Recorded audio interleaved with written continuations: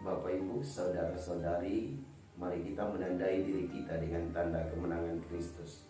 Dalam nama Bapa dan Putra dan Roh Kudus. Amin.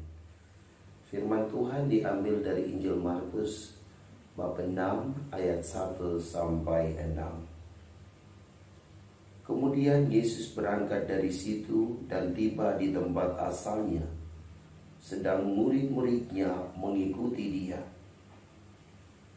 Pada hari Sabat, ia mulai mengajar di rumah ibadat, dan jemaat yang besar takjub ketika mendengar dia, dan mereka berkata, "Dari mana diperolehnya semuanya itu?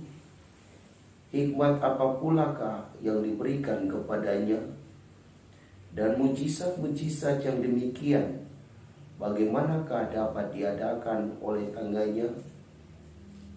Bukankah ia ini tukang kayu, anak Maria, saudara Yakobus, Yoses, Yudas, dan Simon?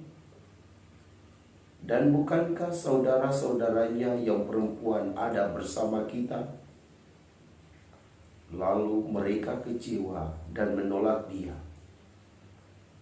Maka Yesus berkata kepada mereka, "Seorang nabi dihormati di mana-mana, kecuali di tempat asalnya sendiri, di antara kaum keluarganya, dan di rumahnya.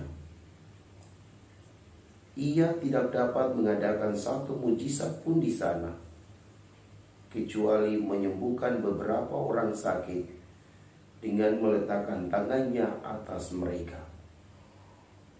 Ia merasa heran atas ketidakpercayaan mereka.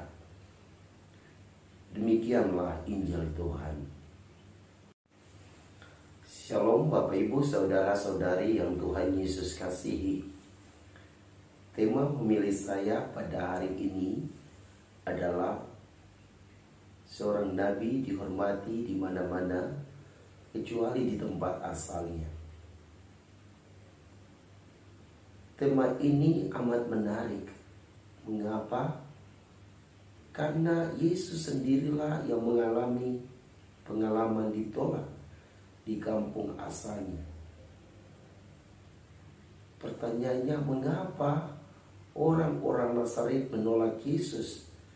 Padahal dikatakan bahwa jemaat yang besar takjub ketika mendengar dia saat ia mewartakan sabda Allah.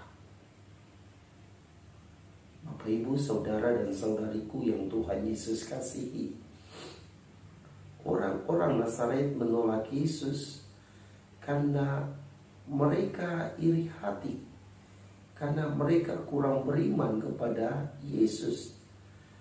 Dikatakan bahwa mereka banyak bertanya, dari mana diperolehnya semuanya ini? Hikmat apa pulakah yang diberikan kepadanya? Bukankah ia ini tukang kayu, anak Maria, saudara Yakobus, Yoses, Yudas, dan Simon? Dan masih ada pertanyaan lain lagi dari orang-orang Nazaret. Pertanyaan-pertanyaan ini mau menunjukkan bahwa orang-orang Nazaret tidak mau melihat kemuliaan Tuhan yang ada di dalam diri Yesus. Mereka hanya melihat segi kemanusiaan Yesus. Dan sesungguhnya inilah yang membuat mereka menolak Tuhan Yesus. Bapak Ibu, saudara dan saudariku yang Tuhan Yesus kasihi, mari kita belajar untuk menerima Yesus sebagai Tuhan dan Juru Selamat, sebagai anak Allah yang penuh hikmat, sehingga pengajarannya sungguh-sungguh menakjubkan, perbuatannya sungguh-sungguh menakjubkan. Dikatakan ia hanya menyembuhkan beberapa orang sakit dengan meletakkan tangannya atas mereka. Kalau kita kagum dengan hikmat dan pengetahuan Tuhan Yesus, Jika kita kagum dengan perbuatan nyata Tuhan Yesus yang menyelamatkan orang, maka apapun keadaan Tuhan Yesus, kita akan menyembahnya. Kita akan memuji dan membesarkan nama Tuhan. Tidak seperti orang-orang Nazaret yang menolaknya. Bapak, Ibu, saudara dan saudariku yang Tuhan Yesus kasihi, mari kita belajar untuk beriman kepada Tuhan.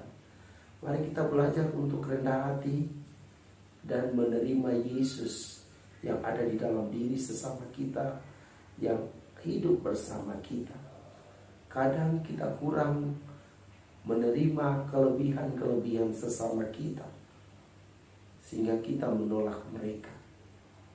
Maka mari kita menerima kelebihan-kelebihan orang lain dan yakin bahwa semua yang ada di dalam diri orang lain, semua yang ada dalam diri kita sesungguhnya berasal dari Allah. Dengan demikian kita akan menghargai orang lain sebagai wujud bahwa kita menerima Tuhan Yesus yang adalah anak Allah, yang sanggup mewartakan Injil Kerajaan Allah dengan kuat kuasa Allah, dan yang sanggup menyembuhkan orang-orang sakit. Semoga demikian.